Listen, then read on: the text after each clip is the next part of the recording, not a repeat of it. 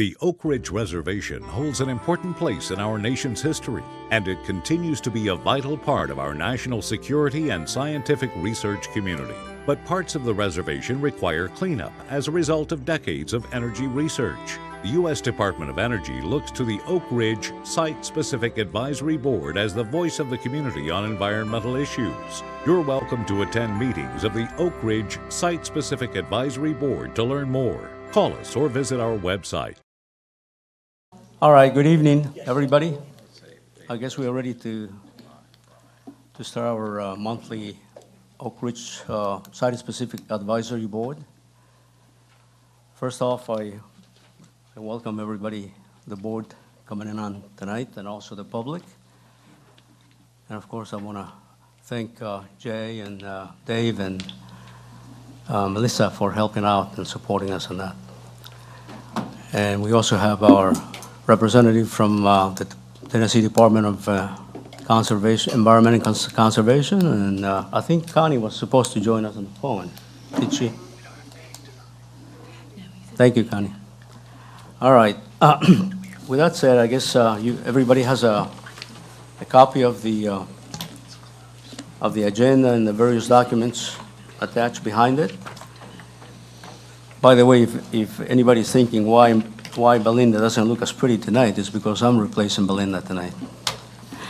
She's traveling, and so bear with me and us here up front if we kind of stray a little bit, okay?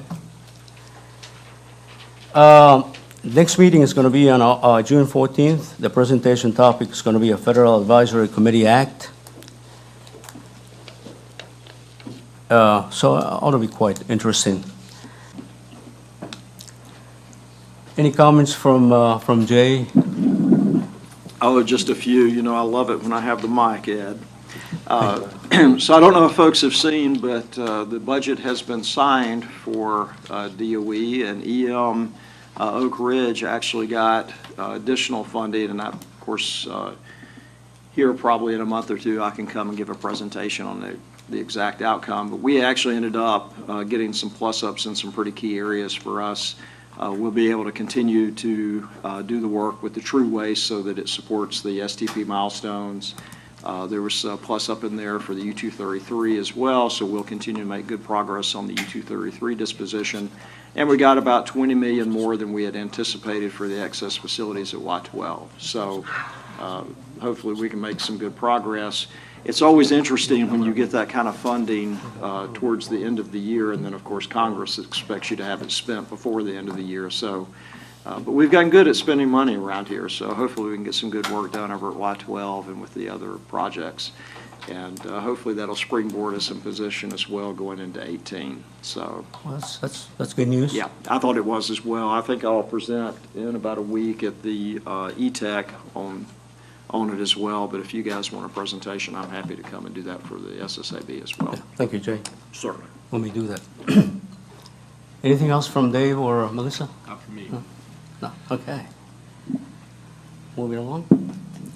All right. In terms of the public comment period. Did we ask for comments from Chris? Oh yeah, Chris. I'm sorry. I wasn't trying to pass you by. No problem. All right, thank you. Connie, do you have anything? Yes, I have. Yes, go ahead, Connie, we can hear you. I have one comment. I think DOE has been notified. There's a lot of feedback in this line. But our delegations manual has been revised by the new EPA administrator, Mr. E. Scott Pruitt. And that will impact the remedial decision for the proposed environmental management disposal facility. So that record of decision will not be signed at the regional level. It will be signed by the administrator at EPA headquarters. So I just wanted to let the public to know that that was a change in the way we have been operating in the past. And it's not unusual for new administrations to come in and get a feel. And in this era of shrinking budgets, we wanted to make sure that the funds are being spent. So That's the change of the delegation of authority with respect to that future decision. Thank you, Connie.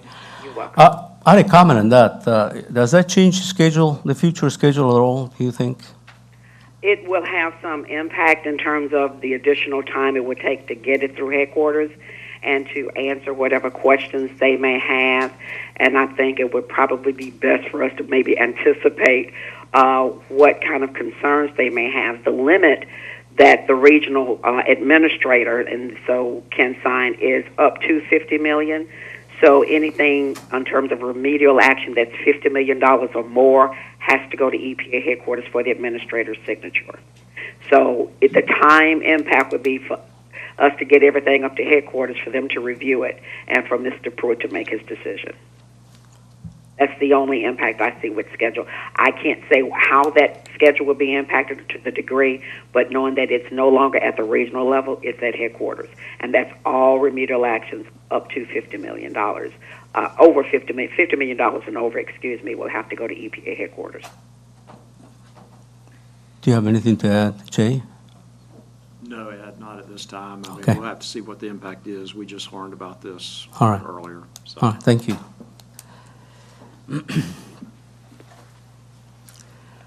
All right. As far as the public comment period is now open, I guess there is a comment. Yes, please. Please state your name and keep your comments about 3-4 minutes. Thank you. Okay, that should be adequate. I'm Luther Gibson. I was a member of the board from like 1999 to 2005. Connie, if you're listening, hello, hi. She's not listening, or she's muted or something. I've heard, also I just retired from CNSY 12 after 40 years, but that includes some time at Paducah and at ETTP. I started, I was very active at the time, at the time I was a board member, I went to about every committee meeting during all those times. And I dropped out a little bit, and I tried to come back a couple of years ago, but the workload was so intense that I wasn't able to. But since I'm in retirement now, I hope to return more often and try to pick up on some of the things that are going on. I've heard U-233 and Transionic, so we were talking about those things in 2000. And apparently trying to get back in the queue at WHIP, after the shutdown there, things like that. So basically, I just wanted to promote myself and. Thank you. All right, thank you, Mr. Gibson. Appreciate it. Are there any other members from the public? Any comments? All right. As a Citizens Advisory Board to the Department of Energy and on environmental cleanup, we want to encourage the community at large to attend and participate in our board and committee meetings. If you are unable to attend, please send in your questions and comments to the address shown up there, the screen if you see it. Appropriate comments and questions will be read during the public comment section of the advisory board meeting and will be given the same consideration by the board and DOE as those given in person. All right. We get to the section of presentations. This month we have 2 presenters. I guess Mr. Demonia is going to be first. Wonderful. Mr. Brian Demonia, he's got over 30 years of experience in managing hazardous and radioactive waste. He has a position of Chief of the Safety, Security, and Waste Management branch within the Operations Management Division. All right, Mr. Demonia, we appreciate you taking time. It's actually good to be here. I see a lot of new faces out there since the last time I was here, so I apologize if you didn't hear my last presentation on where we went over the overall waste management organization and our programmatic goals and objectives of the program. But tonight, we're going to jump into a little bit more detail, go to some specific waste streams that we've addressed behind the scenes with a lot of hard work and partnership with our state, federal, and regulators, and also our contractor, UCOR. Beginning at the start of fiscal year 12, we had 8 waste streams that were considered to have no path to disposal. An update to that is we've addressed all but one, and I'll talk about that one later on in this presentation, give you a status on that. In addition to this list, we had as many or more waste streams that were either considered too difficult or too expensive to address. We'll talk about a couple of those waste streams too. And if you do have some history at Y12, you're going to recognize at least one of these waste streams. The first waste stream, this was a no path to disposal waste stream beginning the start of FY12. It had been previously treated via vacuum-assisted thermal desorption. And probably most of you folks don't know what that is, but think of a pressure cooker. You heat it up, the steam comes off, carrying the bad actors. It gets condensed into a liquid. The liquid goes off for incineration. The solid is disposed of. It was amalgamated. And you wonder what amalgamated waste looks like. It looks like dirt. But it failed the treatment standards for PCBs for all 34 drums. In addition, 6 of those drums failed for heavy metals. So therefore, we had no disposal path. But in 2012, UCOR solicited interest in this waste stream. We got one offer, and that was for $4.7 million to retreat it through a vacuum-assisted thermal desorption unit. And that treatment would have increased the volume of that waste by 300%. So knowing the characteristics of this waste stream, we decided we'd petition the EPA for a variance from the treatment standards. And our proposal was to macro-encapsulate those 6 containers that had heavy metals, that had failed for heavy metals. We proposed the direct disposal of the 28 containers that failed for PCBs only. And all this disposal would be done out west at NNSS site in Nevada. So the resolution was, we petitioned the EPA Region 9 where the waste was going to be disposed of. And they agreed that the treatment wasn't justifiable. They agreed that macro-encapsulation of the 6 containers was appropriate. They agreed that the direct disposal without any further treatment of the 28 containers that failed for PCBs was appropriate. They did not consider the cost as a justification for variance from the treatment standards, but in reality, we did this $4.7 million project for $160,000.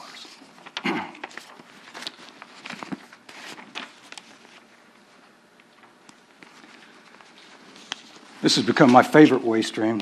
Luther, you might remember this waste stream. This is the Dare soils at Y12.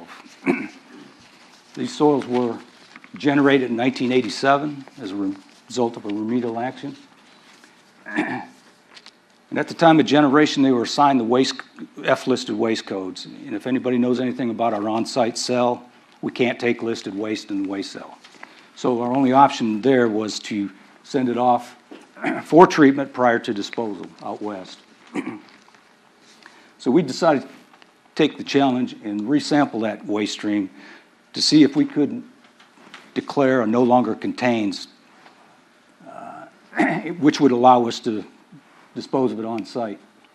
What we had to do is we had to determine through sampling that it wasn't a characteristic waste, and also to determine that it didn't contain F-listed solvents any longer. So we went through the sampling process, the analytical process, gathered our data, took it to the state of Tennessee, the EPA presented it, petitioned them for a no longer contain determination, and also to show them that it could be disposed of on site. Now, this project was estimated to cost $121 million if it had to be sent out west for treatment and disposal. The new estimate now is $3 million.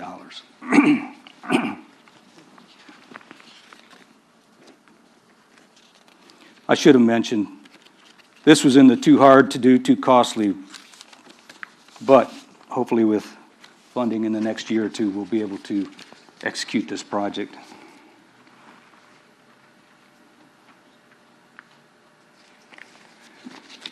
This is our last no path to disposal waste stream. This is, it's 60 containers, well, it was 60 containers of DOTS and furan waste. This too was treated through the VTD unit, vacuum assisted thermal desorption. And as I told you, you get a solid material, you get an aqueous material from the steam, the condensate. 51 of those containers were aqueous, 9 containers were solid. Well, up until recently, I'll say, there was no known treatment facilities permitted to treat this waste. So our strategy was to take a look at go back and research the documents, the generation documents, to find out, are these codes really applicable to this waste? Our first pass, we were able to eliminate 36. From that waste population, those are 34, 34, and they went for incineration in Oak Ridge. While we were, well, headquarters has sponsored a treatability study for the remaining 24. And we've been conducting that treatability study at the ETTP site. And it's been successful to this point. But because of the regulations, it would not get us to the final point where we could disposition the waste. It would have to have another treatment. We'd have to treat it further. So we went to the local vendors looking to see if we could get them to, any interest from them to incinerate the remaining 17 containers of aqueous solutions, the 9 drums of solid solutions. We can send out west to an energy solutions firm. They can VTD it again, and they can dispose it on site. They have that capability. So we have 9 accounted for. We have 17 left. And DSSI, a local incinerator on the west end of Oak Ridge out there, they've agreed to treat now the 17 containers and via incineration, and that will eliminate our no path to disposal waste streams, our last legacy waste no path stream. And finally, this is one of those too hard to do things for us. As you can imagine, we generate a lot of scrap metal through our D&D activities. Recyclers, because we generate this under the CERCLA program, any off-site facilities have to have authorization from EPA to receive CERCLA waste. It also has to be non-contaminated before we can ship it off-site. Now, there's a few barriers. It's tough to declare scrap metal as being non-rad on the reservation, but we do have opportunities. Second thing is it has to be CERCLA approved site. And the last is there's few recyclers that want to work with the EPA to get authorization, to make that notification. They just don't want the added attention.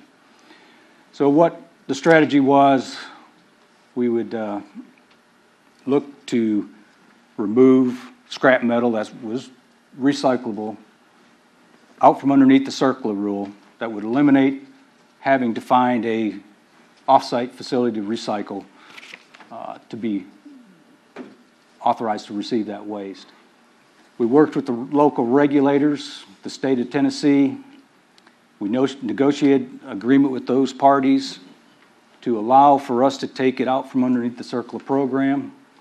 And as of today, or actually that's a little bit low, but we've recycled more than 5,200 cubic yards of scrap metal to date.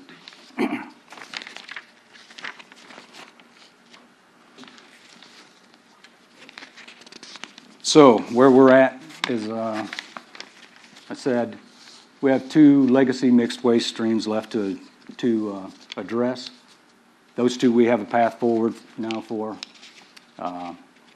Between now and next year, we should have addressed all our legacy mixed waste streams. These solutions we were only able to get there with the partnerships with the state, the EPA, and UCOR, our prime contractor.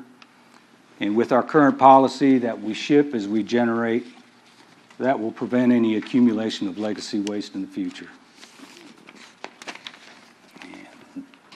That's it for me. Do we want to take questions? Yeah, I think we'll give the board members, the public, a chance to have a question at this time. The rules are that you just please bring your nameplate in this fashion before you can talk, and then we'll go with that. All right. Christopher Beatty. I have a couple of questions on slide 3. Go to slide 3. It's probably more so educational than than anything else. What sort of sparked my questions that you said you went from a $4.7 million estimate to a $160,000 completed project. That's pretty amazing. That's pretty big. So when I see that, 2 questions come to me. One, what changed? And were the original requirement for this retreatment or disposal of waste just that unknown that you guys didn't really understand it at first, that you could go from a $4.7 million initial estimate to a $160,000 completed project? Well, the regulations required that it be, unless we could petition the EPA for relief from that regulation. Okay. The PCBs were, you have treatment standards, they can be a process, specific process like incineration, where you incinerate PCBs or solvents, things like that, volatiles, or it can be based on concentration. PCBs, because we were greater than 10 parts per million, it required incineration. But the other 6, they had heavy metals. Well, heavy metals isn't appropriate for incineration, and heavy metals are, you have to stabilize those so the constituents don't leach. So we failed the treatment standards. So we either had to go through the treatment process, or we had to take that next step and say, hey, look, EPA, it doesn't make sense to retreat and create a 300% increase in the volume. And they agreed with that. So it took a little bit more effort on us to go through that process that hadn't been before. What was the Crystal. timeline? It's interesting. We submitted our request. I think we got it approved in about 6 months. But we had to, since it was going out west, we got a little held up with the public notice. But it was longer than I'd like, 2 years, I guess. So the planning process usually takes a long time, right? Well, In terms yeah. of which options I mean, are there and how you're going to do those? well, when we had to put together a reasonable justification for this, so that we could, and so that took some time putting it together. EPA Region 9 was the one that we worked with. They were pretty quick about turning around their approval. Maybe we just did a good job, I don't know. But they turned around, but NNSS, we had to go through a public notice. And this is what I thought was really interesting. They did not consider cost as a justification for a variance. But then we had to go through this public notice. And I wish I knew for a fact that the public looked at that and said, no, this don't make any sense at all. $4.7 million versus 160. We never got a comment from the public on it. And that was in Nevada, where it was being disposed of. So. Thanks. Christoph? Yes, I wanted to add something to this presentation, and Brian, please correct me if I'm wrong here. What we have to focus on is that this was a very difficult waste stream. This waste stream contained mercury and PCBs. So you try to thermo-dissolve that waste, and after the first treatment, you amalgamate the waste, and the waste fails for PCBs. The treatment for PCBs is incineration. You cannot incinerate mercury because it goes, in the air here. So we have a very difficult components, and the treatment standards as established, they were not established for these complicated types of waste. So this was a very difficult waste to deal with, and the first attempt failed. The second attempt required some alternative thinking and approaches. And I will comment, I would say here, I would like to recognize DOE and Brian for really marshalling this process and being able to get this waste out of Oak Ridge to the final disposition, which is, safe disposal at the former NTS site, and the levels of PCBs were very small. So it's not an environmental insult, to disposition this waste in a way and in a manner it was done. Thank you. And I had a couple, if you don't mind.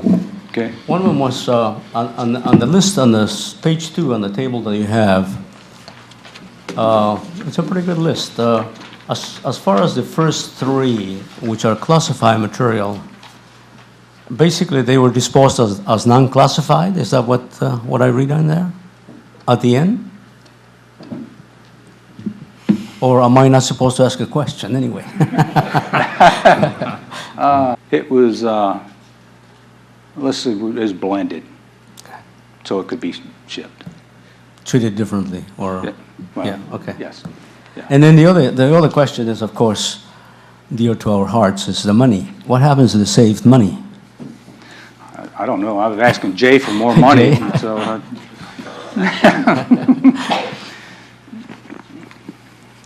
First, I want to say thank you to Christoph for recognizing that, and I think I'd like to take credit for it because I had the group that Brian was in at the time, and of course now Brian works for me, so I get all the credit for all the people that work for me. But Brian actually took a lot of this on himself and worked very closely with the regulators and with the contractor to find innovative ways. So a lot of this goes towards Brian.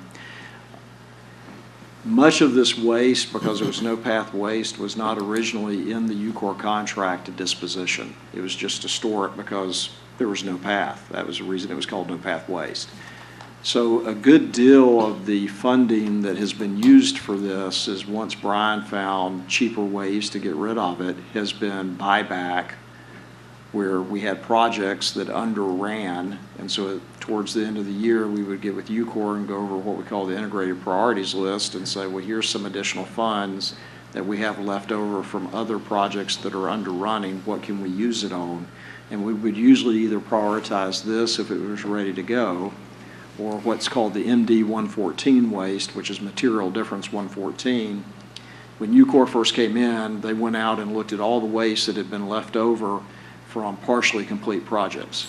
So in the past, when our other contractors would complete projects, if there was waste, there wasn't a ready path to go, it would just kind of be set aside. And so there was a great deal of that waste that was found. And so that's the other population of waste we've slowly worked off. In addition to that, when we started getting in some of the plus-ups the last couple of years, we were able to siphon off some of that or set some of that aside to deal with some of this because the cost ranges came down so far. So when you go from $5 million down to a few $100,000, if you have an extra $1 million, which doesn't sound like a lot of money for what we normally do, you can get rid of that waste. So we've put a concerted effort, a lot of it championed by Brian, to work this waste off so we don't leave a big backlog.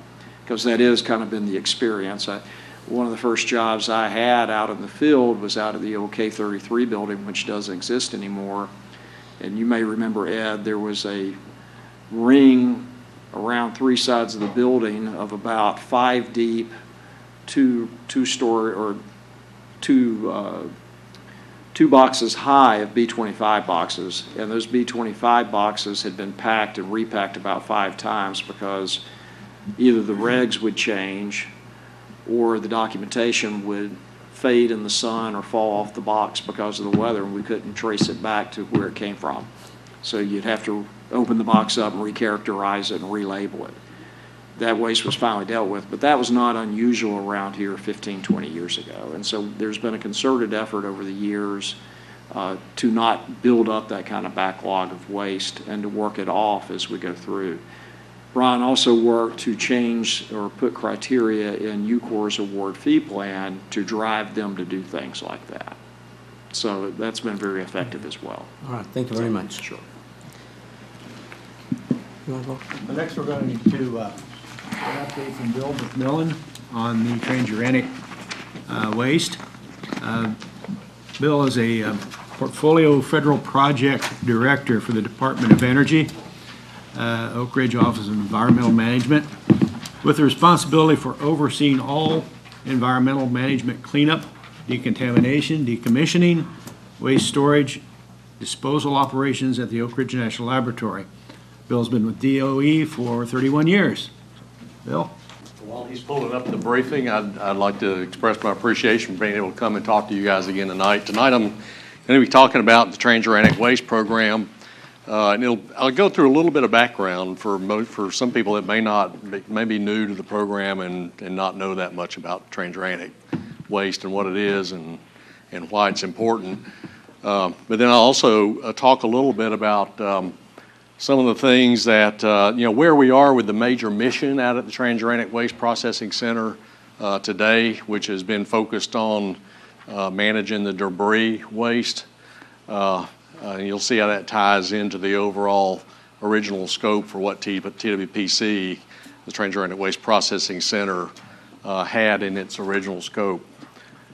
This is not the direction thing. So I'll get started. First of all, in the way of background, the Transionic Waste Processing Center was built back in the early 2000s, right at the turn of the century. It was built and constructed in about the 2002 to 4 time frame. And on this picture, the facility today consists of everything up in this kind of northeast corner of the photograph. Right about there is the fence line between the Transionic Waste Processing Center processing building and some of the waste storage facilities and waste facilities that UCOR operates for us today. And it was located here primarily because of this little postage stamp thing here, which is the Melton Valley storage tanks. That stores a couple thousand cubic meters of transuranic sludge. It came from operations at Oak Ridge National Lab from the liquid low-level waste treatment system there, and it's a liquid waste. And the first mission of TWPC was to process the supernate, which is the headwaters off of where the waste is settled in that tank, leaving the liquid fraction on the top. So in 2004, the TWPC processed this supernate waste stream as a low-level waste, and it went to the Nevada test site in the day. It was evaporated in the facility and dried, and the residuals then were shipped out as low-level waste to Nevada. The original intent was to go ahead then and process the sludge because we were going to do all the liquid waste first, and because it has, theoretically the most hazard of a release if a basin were to rupture or something like that, which is very low priority. But that was the original intent, and the sludge would have gone out with the same kind of evaporation technique and solidified through evaporation, put in remote handle waste canisters, and would have been shipped to WIP. Well, at that time, in the 2005-ish time frame when Supernate was complete, WIP was not ready to receive remote handled transuranic waste. And it was still no forecast in sight as to when they would be able to receive it. So the mission of the facility decided to put the sludge processing off to the future and primarily focus on the debris waste streams. These dates are reflecting the dates that operations started for the 2 types of waste. CH stands for contact handle waste. That's debris waste that has a dose rate less than 200 millirem per hour and can be basically directly handled without having to be remotely operated. RH, on the other hand, is remote handled waste, and it has to be remotely operated and accessed behind shield walls and with manipulators and so forth to protect from the dose rates associated with the waste. And that's waste with dose rates above 200 millirem per hour.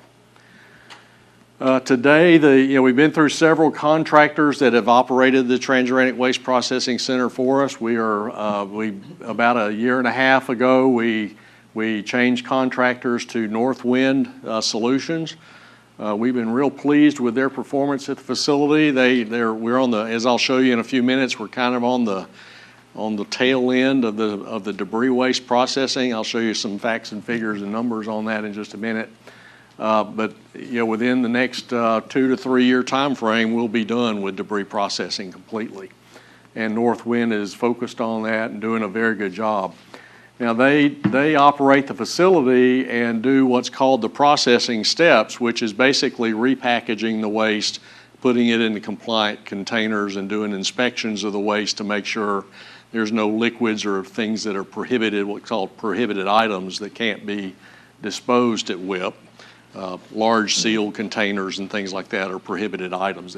So those containers have to be opened up and allowed to drain or opened up so that they don't contain any trapped gases and so forth that couldn't go to WIP. So anyway, that's what processing is. The certification of the waste is actually conducted by the Carlsbad Field Office of DOE, and they have a crew here from the Central Characterization Program that's operated by Nuclear Waste Partnership. That's their contractor. They send a crew here, and they are focused on all the things that have to be done to the waste to certify it for disposition at WIP. And they're a national contract that Carlsbad operates all across the complex for people that are doing transuranic waste. So we have a close partnership with CCP, which is the acronym I use for Central Characterization Program, between Northwind and CCP to integrate all the activities associated with processing the waste. So what is transuranic waste? Easy definition, it's long-lived radioactive waste, and by definition, it has to be disposed in a deep geologic repository. The Waste Isolation Pilot Plant in Carlsbad, New Mexico is that repository. It's a half a mile down in the ground, carved into a salt bed, and the waste is placed in the salt mines, in the caverns in the salt that are excavated, and then over a relatively short period of time, the salt, being a liquid type of material, eventually encompasses and entombs that waste in the salt bed. So that's the deep geologic repository. But the technical definition is radioactive waste that has more than 100 nanocuries per gram of transuranic radionuclides that have 20-year or less, more than 20-year half-lives, and has to be more than 100 nanocuries per gram of alpha-containing transuranic radionuclides. So being an alpha emitter, that's a high hazard from a respiratory standpoint, and so you have to have people in very extensive gear to maintain their safety from a respiration standpoint for the waste. And so the photos here, this is the box breakdown area. You can see waste that's been coming in drums, in bags, and all the waste gets opened and replaced into new drums that are compliant. The guys are dressed out in bubble suits. We call them bubble suits. They're self-contained breathing air. The waste itself is relatively normal types of waste. It's rags, it's glassware coming out of the laboratory. See a bunch of, it's hard to see in the photo because of the lighting here, but the little bottles from lab operations. This is normal everyday trash, buckets and rags and papers and things like that are just contaminated with transuranic. So it's not difficult, very unique waste from a waste perspective. It's pretty normal looking stuff. But the TWPC is permitted under RCRA because most of the waste is classified as at least some listed waste streams in it under RCRA, so the facility is permitted. The waste streams are mixed transuranics, mixed waste, and the operation is basically to sort that waste out, spread it out on a table, do all the inspections. CCP is there to do visual examination in a lot of cases, to do the certification as we're doing the processing, and to replace that waste into new packages that are compliant with the WIP waste acceptance criteria. A lot of the waste, as it gets characterized, is actually characterized. The final characterization indicates that over the years that waste was stored. It may not meet transuranic waste criteria, so it can go out as low-level waste. And we've been actively dispositioning the low-level waste from the inventory as we go along, and Northwind is responsible for that disposition. So once it's determined to be non-transuranic, then CCP doesn't have any responsibilities for it. Northwind does the certification of that waste for low-level waste disposal at Nevada. Okay, so we made a lot of progress over the years in characterizing and processing and disposal of the transuranic waste. These are the original inventory numbers. CH waste, 1,579 cubic meters. We're about 95% through with the CH waste stream. 66% of that has been shipped out for permanent disposal, and most of that was low-level waste that went to Nevada. Back in before WIP shut down, and a couple of years prior to that, actually, we had made a few shipments out to WIP of transuranic waste. But because we had so much low-level waste falling out of our inventory, CCP was extracted so that we could work off the low-level waste to keep them from waiting on the transuranics to come in. So we basically processed the waste, got rid of the low-level, repackaged the transuranic waste, and then when they returned in 2014 actually, they resumed the certification of the waste that had been found to be transuranic. When they returned, it was pretty ironic, but we were just about ready to put another shipment on the road to WIP when WIP had its issues and was shut down for 3 years.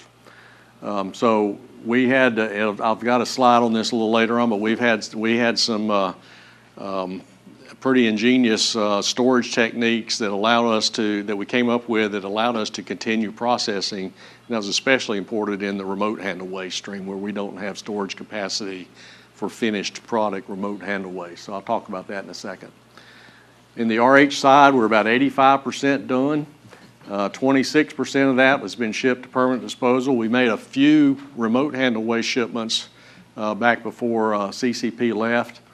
A lot of this 26% though is waste that fell either down to CH levels when it was characterized and it went out with some of the CH true to WIP, or it fell completely down to low level waste and we were able to ship that out as low level waste. So we've eliminated RH inventory by shipping as low level or CH true as well. So we're down to the more difficult to process stuff where the technologies had to be developed a little bit. In the CH waste side, we've got some high fissile and pyrophoric, potentially energetic chemical waste, some plutonium metal, some oxides of lithium and things like that are requiring us to put in inerted glove boxes to be able to process that waste, and Northwind is focused on preparing facilities that can process that. On the RH side, we had high neutron waste to deal with. Those would be packaged in. We had to get shielded containers for that to go in so it could meet the WIP waste acceptance criteria. We designed and engineered those containers, and we are currently finishing up the high neutron waste streams that we have to process. And RH soils, there was a cleanup at ORNL 5 years ago or so from tank W1a. Many of you may have heard of tank W1a cleanup at Oak Ridge National Lab. It was contaminated soils from a tank that had leaked up in the main part of the lab, and it was contaminated with transuranics. And so those soils were cleaned up at the time, put into containers, and they are still remote handle waste, and we had to develop capability to be able to actually mechanical excavators that could take that soil out of the boxes that it was containerized in remotely so that we can repackage those soils into suitable containers for disposal. So we're just about right now getting ready to go through within the next month or so the readiness assessments for the soils processing that will allow us then to process those soils here in the coming months.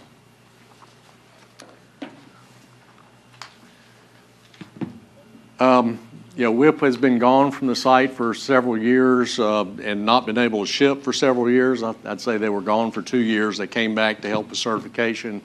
But we have quite a bit of accumulated backlog of waste that's basically ready to go to WIP.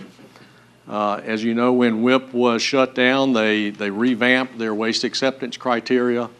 And so the waste that had already been processed under WAC version 7 is still in the inventory, and we've got another batch of waste that was been certified under the new WAC revision 8.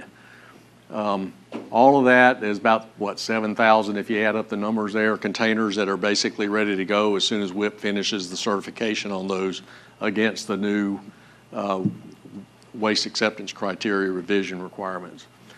On the RH side, less number of drums, but 58 drums plus the 101 is about 160 or so drums of RH that are stored, waiting, ready to go for disposal whenever RH waste shipments resume.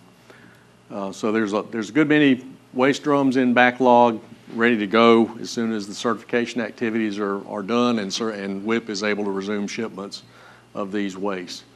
I'll talk in a few minutes about the shipping status. CH storage, as I mentioned, we're storing waste in the meantime until WIP can begin shipping. We've been able to utilize storage facilities both on the TWPC side of the fence and back on the UCOR side of the fence where the waste was originally stored. So there's the photos here are storage areas. This is at TWPC, similar storage buildings at ORNL where we're storing the CH waste. On the RH side, we designed we only had capability for storing, I think, 19 canisters in the TWPC, and that's not enough to keep us operational. So we developed these remote handled overpack containers. We call them ROPS. The waste canisters they're actually inside. This is one of the canister overpacks right here that goes inside these ROPS.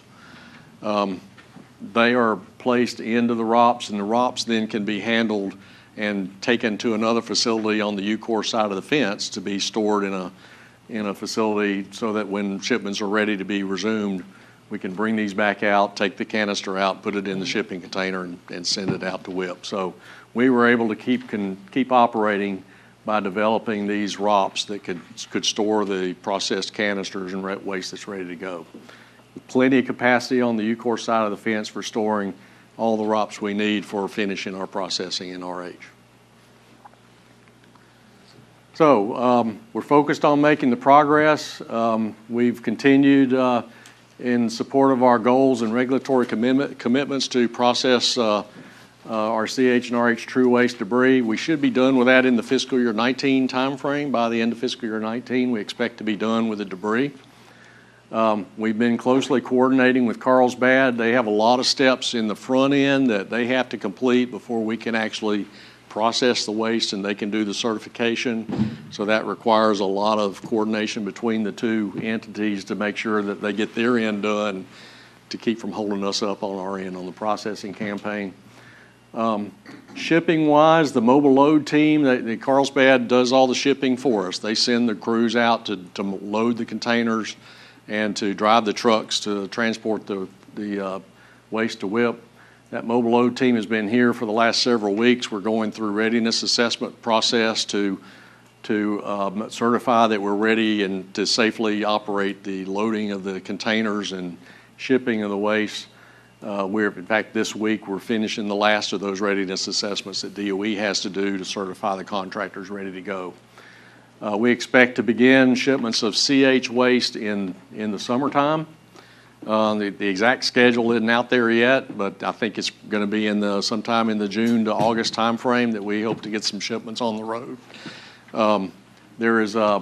WIP expects to be able. They really need to use. We have some soils waste that's in storage, and they need that soils waste to balance some of the debris shipments they're getting from some of the other locations that they're shipping from. And so that'll be the first waste out of the chute from here. But we have enough soils to support about a year's worth of shipments to WIP. So those we hope to see trucks leaving the site and arriving out at WIP, just like that. That's what we want to see. So looking forward to having that happen. So I think that was it. Any questions from anybody on the true waste? Anybody? Yes, Eddie? So I have a question. Sure. About when the material gets to Carlsbad. Mm-hmm. It's all emptied out of the containers, is that? No. Or not, it stays in the containers? It stays in the containers. The truck that you saw on the last slide is what's called a true pack. These containers are called true pack containers, and there's drums. In fact, there's a photo over here of the drums suite that goes into the true pack. They're loading that in that picture right there.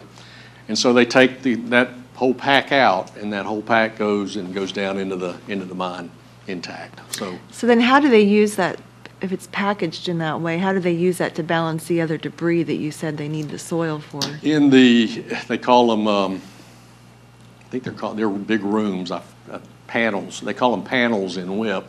They have to have a certain ratio of debris waste that has higher activities versus soil waste that may be weaker. And so they have to manage how they're loading the rooms in the panels, and it's all part of their record permits and their requirements down there. Mr. Holden? Billy, you had over 7,000 drums in inventory. How many years will it take WIP to transport that? If they're, we hope, we'd like for it to be sooner, but I bet it'll take 4 to 5 years at the rate they're forecasting to ship. One of the problems they have is after they had the accident, they've had to throttle back the ventilation.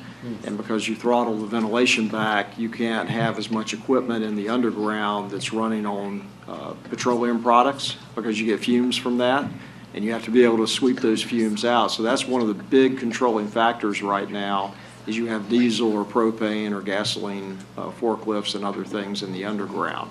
And so as they upgrade their ventilation, we're hoping that their shipping rate will go up. But right now, it will be, one shipment a month from Oak Ridge? Yeah. That's No, not one a much. week. One a week from Oak Ridge. What did it used to be, Bill, roughly? 4 or 5. Right. Yeah. So that gives you an idea of how much longer it's going to take. Yeah, they used to receive 20, 25 shipments a week into WIP, and right now they're targeting 5. All right, Mr. Paulus? Yeah, go back one more slide. One more, okay? In the lower right corner, you got your ROP containers. Yep, oop, You must have- okay? You develop those to store it until you have an opportunity to dispose of it, correct? Right.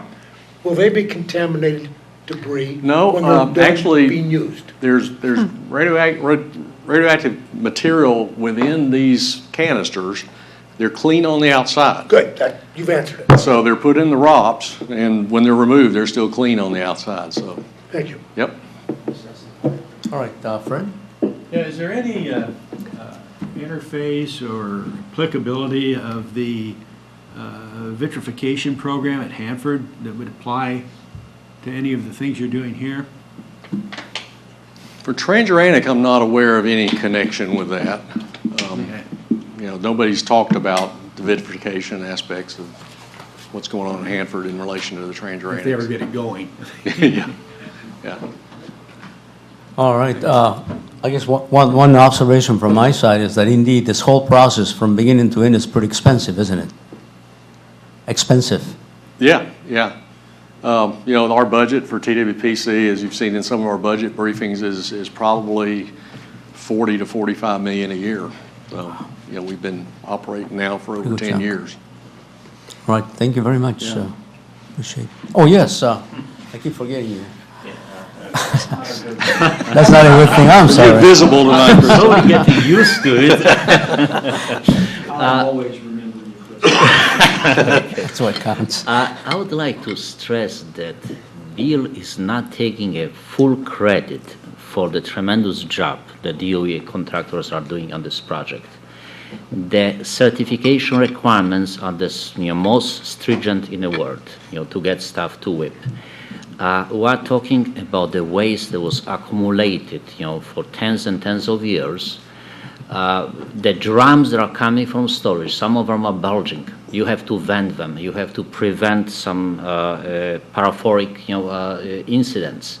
You have a lot of unknowns. There are some very heavy concrete boxes, that have to be broken apart, and some of that waste has to be, manipulated with manipulators, hand manipulated in a glove boxes.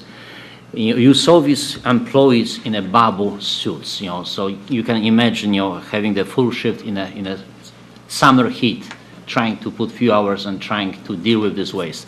This is a very important project. This is one of the most, I would say, the most dangerous waste that we have on Oak Ridge Reservation. And we're making tremendous progress in dispositioning this inventory. Yeah, an example was, we used to be super compacting waste in Oak Ridge, shipping it off and super compacting it, and so you'd end up with a drum that had metal pucks that were all mashed together in a dense block. Well, that can't be disposed at WIP because you don't know what's inside that block of waste, so we had to develop methods in the box breakdown area with these guys with saws cutting through metal blocks of waste. And with Transionics and saws and bubble suits, that's not a very safe practice. So this was probably one of the most hazardous operations that we have in Oak Ridge from a worker safety standpoint. So the requirements and so forth that drives all that is very significant, and you have to be very careful with it. Well, thank you very much, Brian and Bill. Appreciate the presentation.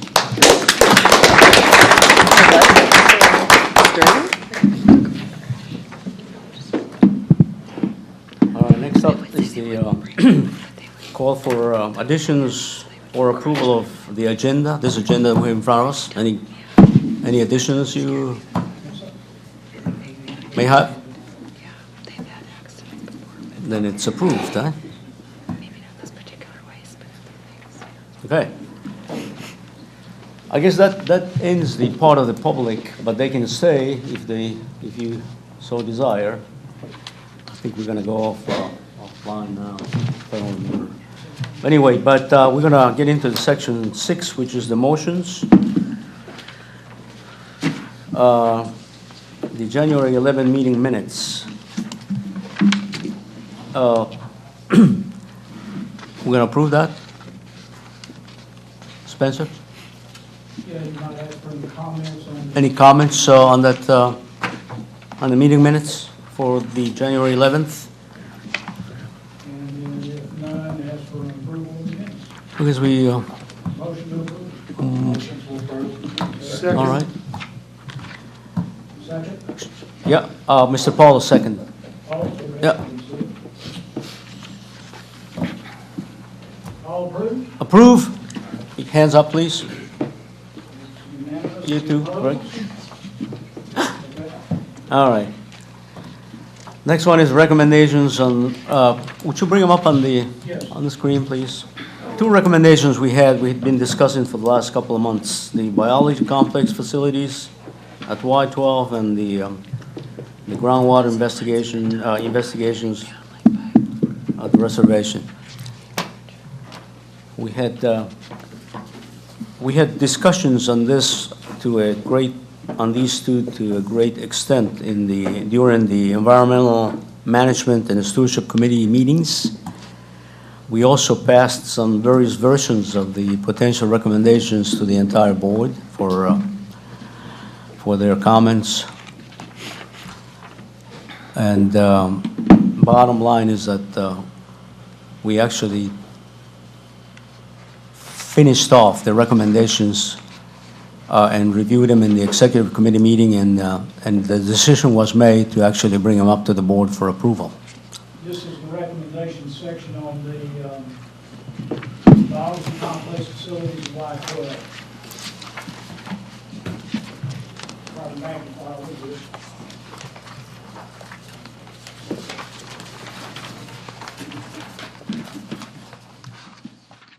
The U.S. Department of Energy's Oak Ridge Reservation is the site of a vital national defense facility and a modern computational and scientific center. But over the years, parts of the reservation have been contaminated with radioactive and other hazardous waste. DOE has been busy cleaning up those affected areas, but much remains to be done. Citizen input is a valuable part of that effort, and DOE welcomes advice from the Oak Ridge Site-Specific Advisory Board, a citizens panel that provides independent advice and recommendations on DOE's cleanup of the Oak Ridge Reservation. The board provides input on a wide range of environmental cleanup operations underway at Oak Ridge National Laboratory, Y-12 National Security Complex, and the East Tennessee Technology Park. You can be part of this important work by attending the monthly meetings of the Oak Ridge Site-Specific Advisory Board. For more information, call or visit our website.